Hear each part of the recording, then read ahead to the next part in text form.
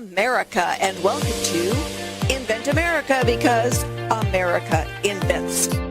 This episode of Invent America TV is brought to you by America's Inventor Lady and Home Talk USA. Home Talk is a proud member of the King's Broadcasting Network and has been bringing to you the best of America's home-based product innovation since 1998.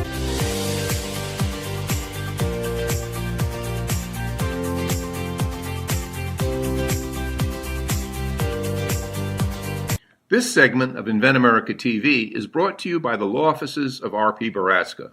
RPB law offices have been bringing corporate-level legal expertise to the independent inventor community for more than 20 years. For all your inventing legal needs, trust rpblawoffices.com. Episode of Invent America, because America invents. We love solving all the problems that are out there in our living room and living world by coming up with better ideas. And so today, my guest and my industry expert is Michael Miller. He has been working with inventors for decades, and he knows a lot of what goes on. He's been, working across those imaginary lines that we see. So we're going to be talking a little bit about what happens when you cross the line.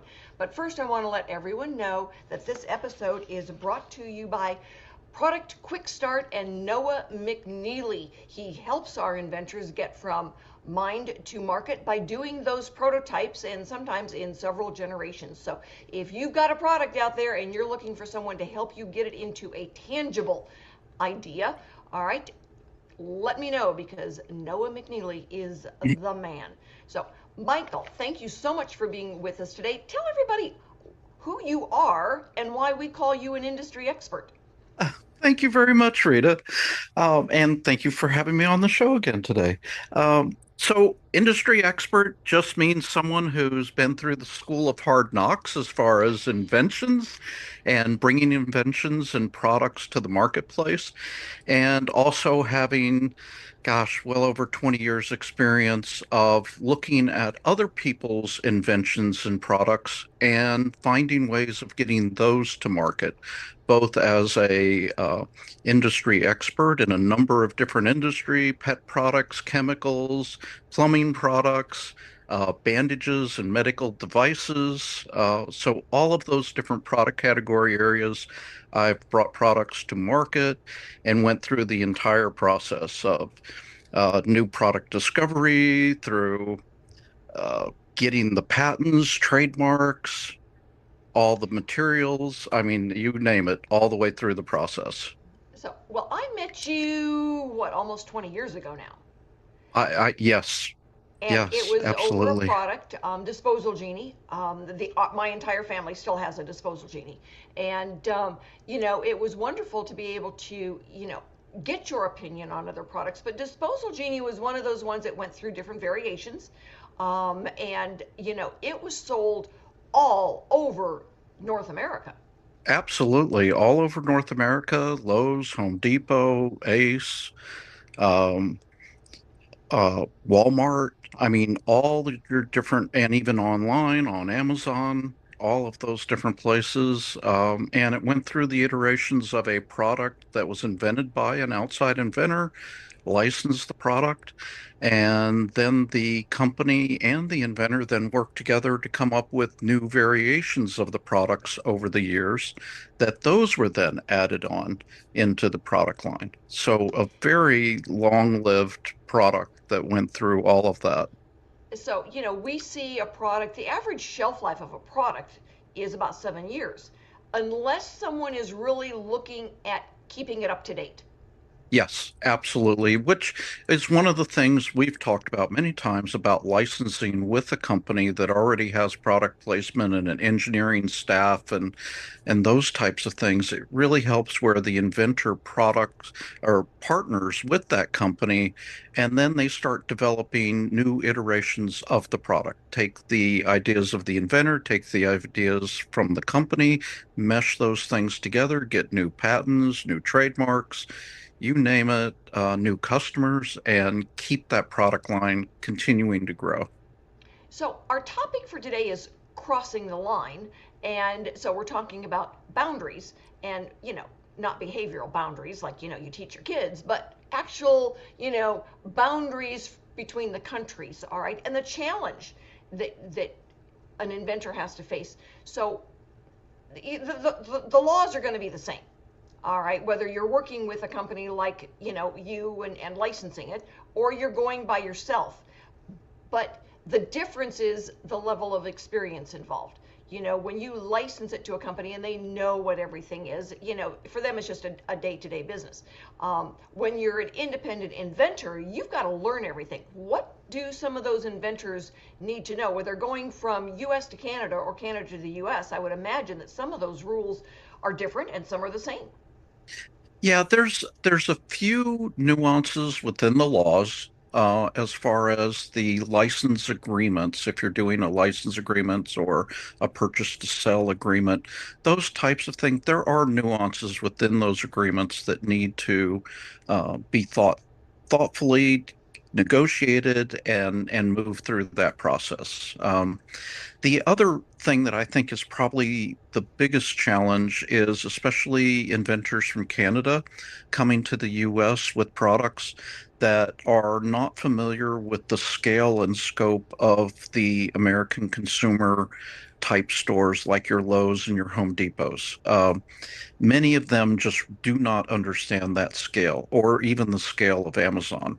And that's really critical. You have to understand how many possible units you would be able to sell per store per week. Many of them start out, especially Canadian inventors, start out with some of the Canada only stores. And, that scale is significantly smaller. And so Yeah. they really need to understand that part.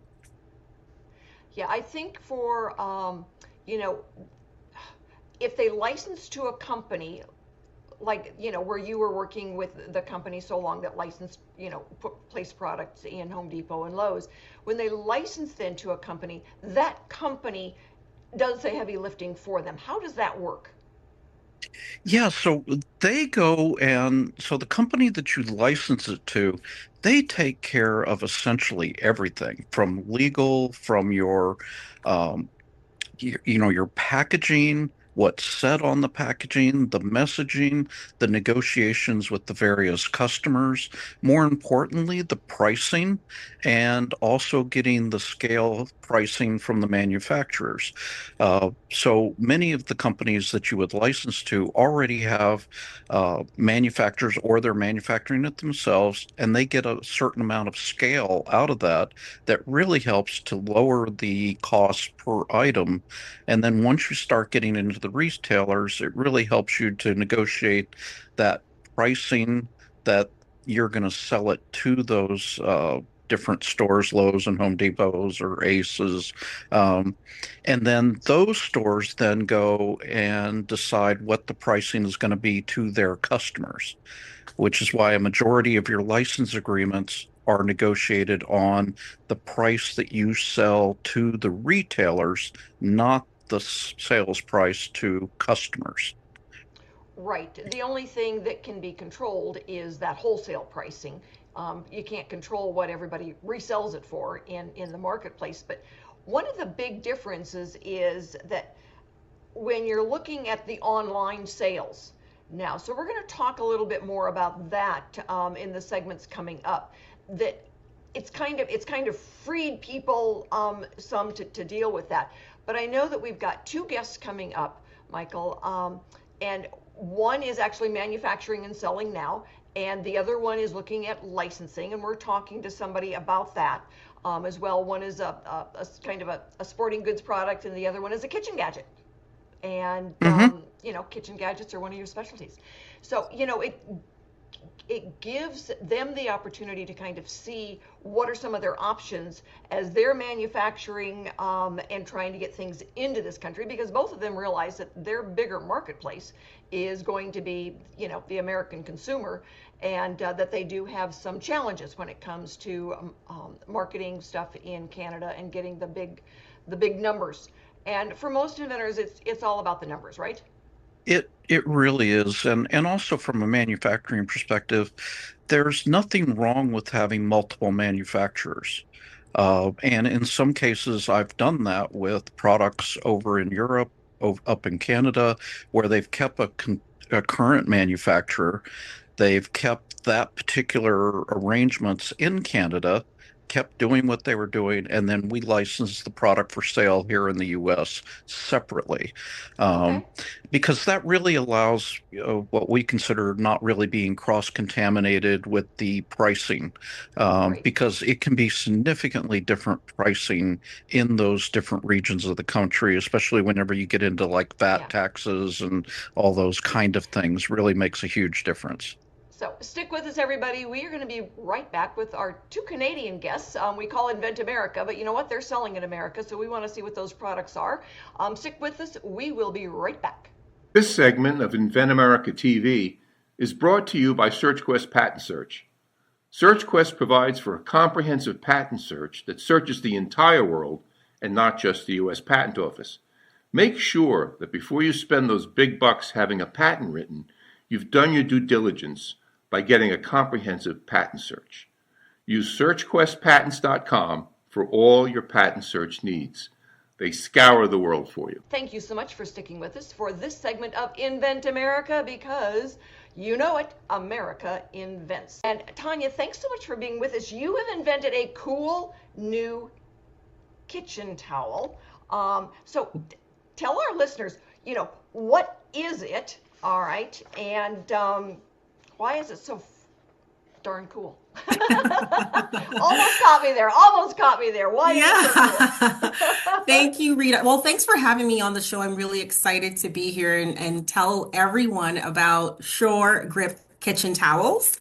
So it's a kitchen towel I invented when I was sick of picking it up off the floor. I was super pregnant, and this one particular day, it kept falling on the floor. You know, when you hang it on the appliance handle and you turn around or you bump into it or you wipe your hands and it falls on the floor. That was the problem I needed to solve that particular day. So I had my oven mitt in one hand and I thought, well, this has silicone. Why can't my kitchen towel have silicone? Because then it would stay on the appliance handle. So that's what I went on to do. I developed this kitchen towel that has silicone just in the center. Hopefully you can see that little glossiness right there. So it stays on your appliance handle, but it doubles as a jar opener. And Oh, that's my that is problem. really cool. That is really cool. So you're actually manufacturing them. So you've got inventory for sale and a website. I do have inventory, and yes, suregripkitchentowels.com is up and running. All right. So what have you faced as challenges as far as, you live in Ontario, you're trying to Yes. sell in America, Yes. bigger marketplace, we all understand it. So what are the things that you've learned and what are the challenges you still face? Well, being new to the product space, prior to this, I worked in education. So I'm really building the plane and flying it at the same time. So I'm learning all the things about marketing, sales. I didn't even know there was a difference between the two. I'm learning it all, Rita. And some of the challenges I'm facing right now are, of course, tariffs. It is a little bit of a damper in the situation, but it's definitely that something that can be navigated through, and I am finding my way through that. Well, excellent. So we are going to share your information with some of the potential licensees out there. Because do you know what it means to license your product? Okay, Yes, yes, excellent. Excellent. So, that makes it so much easier to get things, handled. All right. yes. Because a licensee does all the heavy lifting. They make it, they sell it, and they send you a check. Sounds good to me. I know, right? That's where so many of, and especially a licensee, if you are infringed on, a licensee will fight the battle. Right, right. And that's so intimidating. Just the thought of someone infringing, it's just like, where do I get the capital to fight that? So, Yes, yeah. exactly. I know that the industry expert that I've had on, he has fought several different battles for products that they have licensed when he was, working for different big companies and gone after then the infringer and had products pulled. And then later gone back to place the products after they were manufacturing. And it's like, here, you want the product? Let us charge you for your inventory. And That's right. so, it really makes a difference for the inventor. And a lot of times the inventor can they can stay involved in their product and do some of the fun stuff.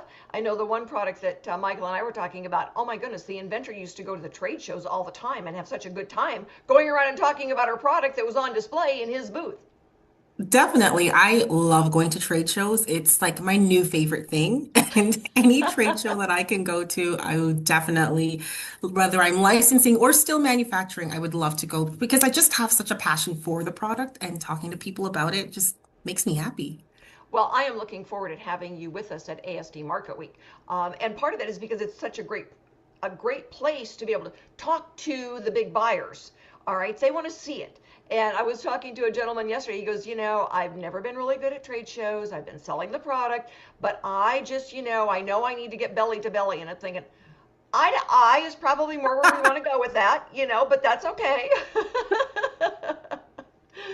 So he's going to be joining us too, but he's got, an outdoor worky man type of product as opposed to a kitchen gadget. And I am looking forward to being able to demo your product and get it out there and see what we can do with it.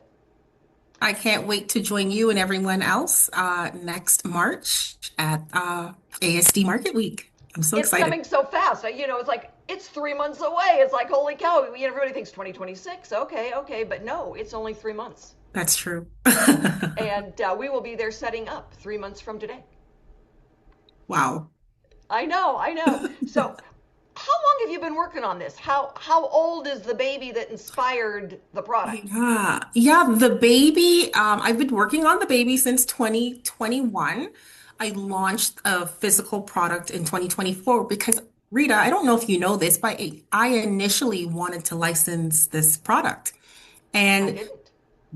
I initially wanted to license this product. I didn't know So that. Yeah. yes, that was where I started. And due to COVID and just a lot of things happening there, I decided to bring it to market myself. But licensing is definitely still a part of, the groundwork that I was doing initially. Very cool. Well, nobody put pandemic in their 2020 business plan. It It would wasn't in have my helped bingo card. yeah, it would have helped if we'd had a heads up, but we didn't. So it didn't impacted everyone out there. All right. So, as your next challenges roll, what is your ultimate goal? My ultimate goal is just to see the product be successful, however that looks, whether it's me continuing to push the product out there, connecting with strategic distributors and retailers, or securing a licensing deal where they're going to take care of my baby. Whichever way helps that product to get out there is what I want. Excellent.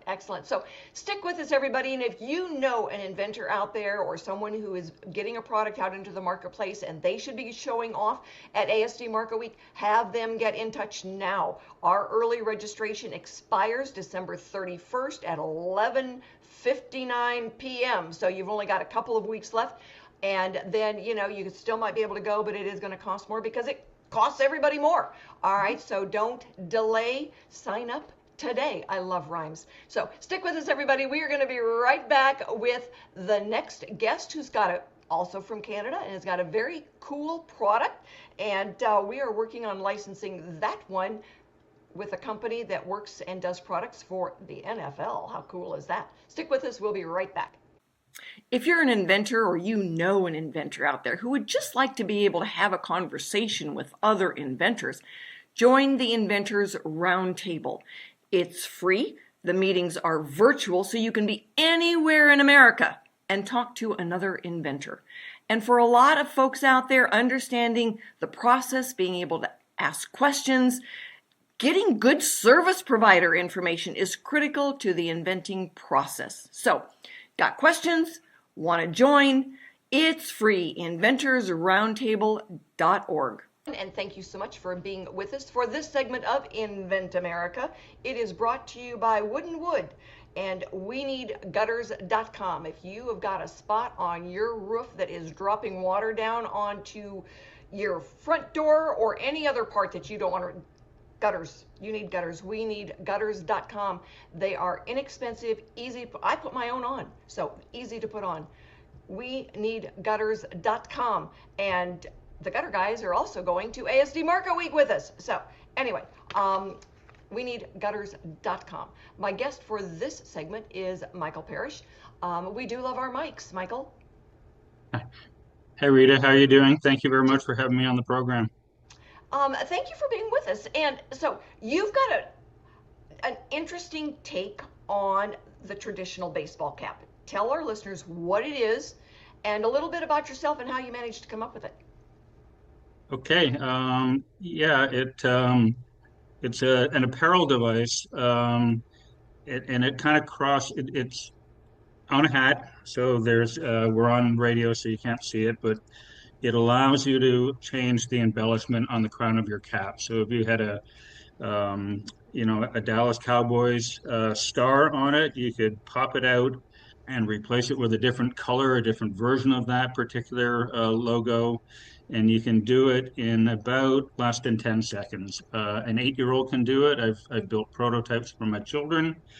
So it's very user friendly, and it's kind of it can be a little bit addictive in terms of, oh my God, which particular embellishment of my hat am I going to wear today? So the idea came on a family trip. We were at Disney World with my kids when they were younger. They were about 4 and 8 at the time.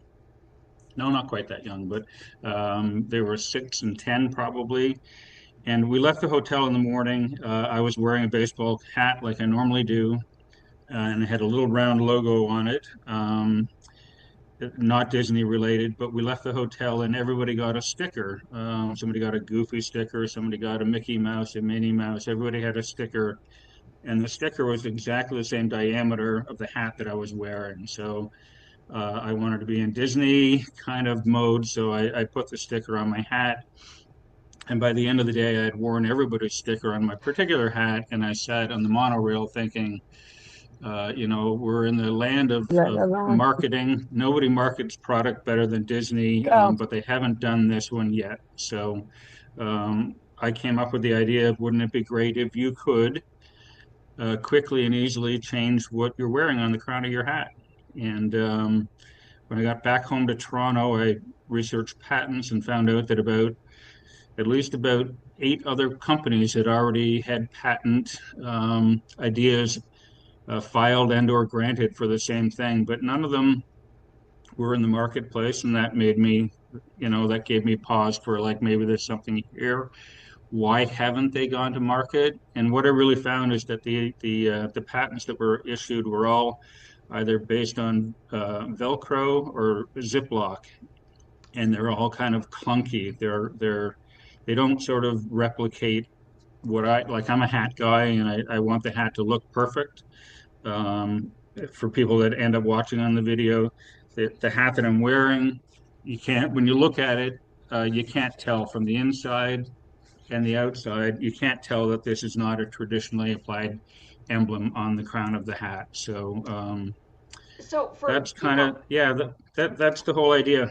all right, so for our listeners, it's a hat where you can change out the logo, the round, what we know as the embroidered logo that goes onto a hat for a football team. Correct. I see it as being, in a high school, all right, where you've got a particular set of colors, but logos, whether you're going to the soccer game, you're going to the baseball game, you're going to the swim meet, where there's a little bit different logo for each one of them, or you're going to an amusement park and you've got, Disney one day and kids can interchange these. They can trade them as trading cards. It's so much fun to see the different things that they can do with them. And, oh yeah, you're going to one football game, but maybe you like the other high school team when you're going there, and you can change out logos between the professional teams, the college teams, the local teams. Oh yeah, and don't forget the amusement parks and anything else. So very versatile in the way it's used. It looks perfect when you pop that in and pop it out. You can't tell when you're just looking at it that it is not a regular stitched on embroidered emblem. Yeah, yeah, yeah. And that was the idea with the challenge with the prototype was to make something that was actually going to be functional and easy, but had that the aesthetic appeal. The idea of sticking a emblem on the hat with Velcro and having it be crooked or having it look like the frayed edges kind of, that didn't really appeal to me. Like I wouldn't wear a hat like that myself.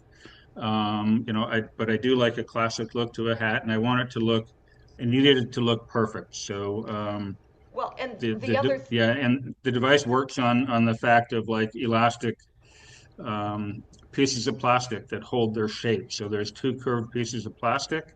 When it pops out, you can easily put the elasticized emblem on the hat and then pop it right back in. So if somebody's watching on video, uh, which they're probably not, it goes in and out really quite easily.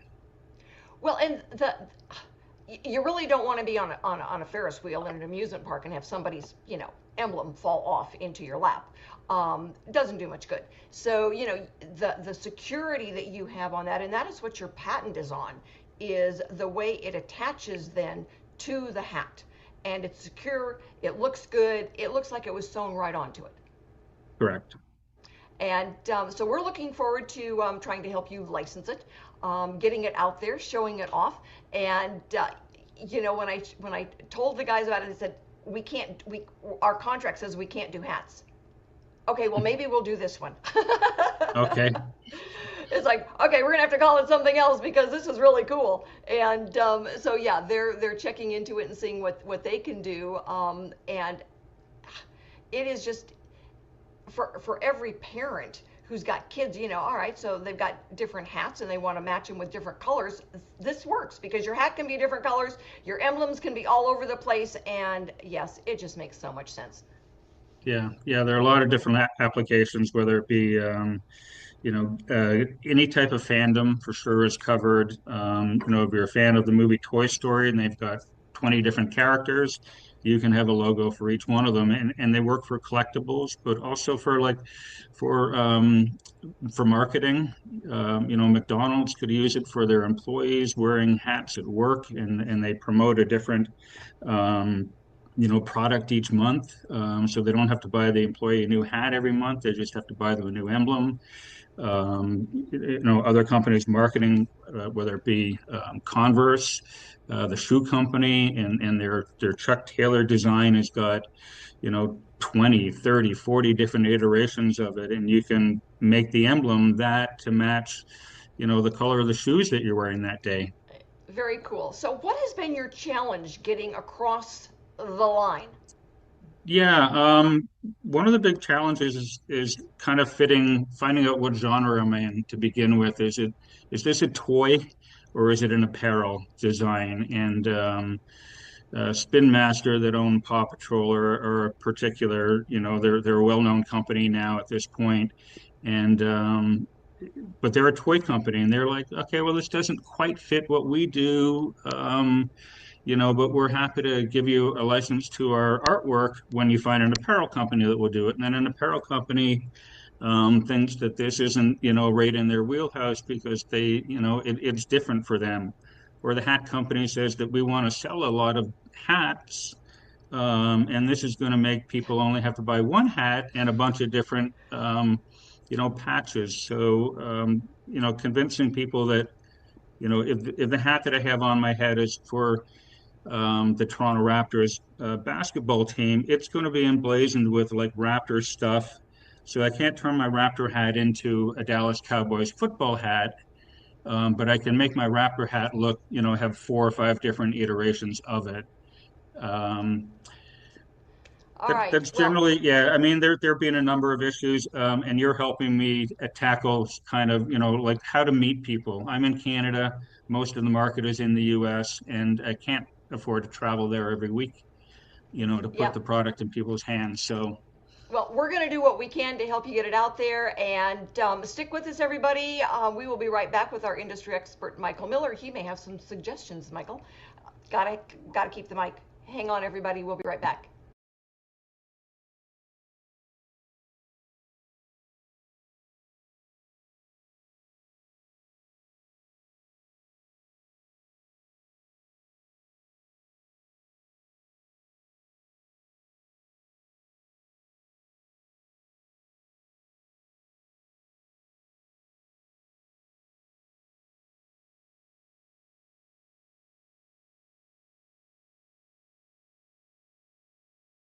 And thank you so much for being with us. That segment, we had to go and pay some bills just like everybody else does. So we're here with Michael Miller, our industry expert. And, we just got done talking to two inventors from across the line over there in Ontario, Canada. And, they face different challenges. Tanya is already manufacturing and selling. But, it's like I'll have an inventor here who's got inventory and they want to sell in the EU. So, for some of them, it's just a matter of, posting online. But for, that selling internationally, what are the challenges, Michael? Oh my gosh, they are numerous and lots of them is really the problem. Uh, and the also the very changing nature of trade between nations, and it's constantly changing, which is why, as you and I have talked about, it's so important to license your product rather than trying to bring it to market yourself, especially if you're going across borders. Um, I mean, these rules and regulations for both packaging, for tariffs, all of those change. Lately, it's been on almost a weekly basis. And you don't have this group of people in a room that their job is to monitor all that. And if you're trying to do all that yourself, you're going to be behind all the time. It really is. So many inventors, they have their wow moment. They come up with an idea, just like Tanya did, and just like Michael did, all right, down in Disney World, and it's making him crazy. So the whole idea then is that, if you come up with the wow, rarely are they experts in doing prototyping, rarely are they experts in manufacturing, and almost never are they an expert in actual marketing and selling. And so then this product that can really make a difference gets lost in the shuffle, and that's unfortunate. It really does. And probably, I would say one of the really horrible aspects about this is that you as an inventor can get in trouble really quickly if you just make a few minor mistakes on your packaging and don't have the right wording, don't have the packaging made out of the right materials, and all of a sudden you can get that into a retailer and have to recall every single bit of it, and it can bankrupt you very, very quickly. It's horrible for regular companies going through it, but you as an individual inventor with just one or two products, that could just be really devastating. It certainly can be. I know that we have had inventors that, when you're selling online, I always laugh and say, well, all right, so you're selling on Amazon, you could put it in a Ziploc bag and ship it out. But when you have that opportunity now to get onto a store shelf and sell it, everybody says, well, this would be perfect for Walmart. Well, Walmart, no offense, Walmart, but they're a consignment shop. They don't buy or make anything, they just sell the product, and the inventor doesn't get paid until the product is sold. But if the barcode is in the wrong spot, if the packaging is a little bit off, they could sell 50,000 units and send you an invoice. And so Yep, absolutely. you got to be And so if careful. your barcode if your barcode is wrong, you could be fined. I mean, it really is. That's why I really try to help guide people towards the product licensing side of things for bringing their products to market. So when someone licenses it, all right, how does that make a difference in their life? I mean, do they still get, are they just giving it away to you? What does that mean? So what it means is that the company is basically taking over all aspects of manufacturing, marketing, sales, all of those, and then you as the inventor, you're monetizing your product by getting royalties for every single unit sold. And that's really the key is to negotiate that percentage amount so that you get a fair percentage for every unit that's sold. And you're really not involved in the day to day or even the month to month regarding that product. That company is responsible for that. And you make sure you put proper safeguards within an agreement that they do move forward with it and they do make sales, and then you're getting a percentage. You get that percentage check every single month for all those units that are sold. So with all of your years of experience, what advice would you give anybody listening who is looking either to sell in Canada or is in Canada looking to sell in the US? So I would say for inventors that are looking to sell into Canada, I would definitely go with the US first just because of the size of the market. And you would not want to basically sell into Canada first because of the pricing of the products while they're in the Canadian market can really throw off your pricing to get those products properly priced in the US. It's different if you go from Canada to the US. That's actually a little bit easier to do because of the way that that pricing works, that retail pricing that people will be able to look up online. You're able to really keep your margins at a much better and safer level if you're going from Canada to the US. Okay, so an inventor who licenses their product, they can still participate in product development. They can still participate actually in some of the fun stuff of the marketing if they want to. They could actually even buy product back from the licensee and still be a reseller themselves, correct? They absolutely can. And those would all be things that, depending upon what you want, that you would get into a license agreement so that you would have kind of flexibility. I know I've seen inventors do all kinds of things as they've gone through that. So that would be a good topic for another show. And I want to thank all of my guests for being with us today. And if you know somebody out there who is an inventor and has questions, have them get in touch, have them be on the radio. You know what? It's free. So join us in another week and we will have another show for you to listen to. In the meantime, have a wonderful holiday, everyone. Thank you for joining us. And so, that's really what we look at is, and the other point that you made about, shaking hands with the guys that would be doing the reselling of your product still makes all the difference in the world. And that's why we go to ASD and so many of the inventors go with just their proof of concept prototypes, because they want the guys who would be selling their product to give them some feedback on, do they even want to try to sell this product? Absolutely. Inventors always want to fall in love with everything about their product and they forget about the benefits.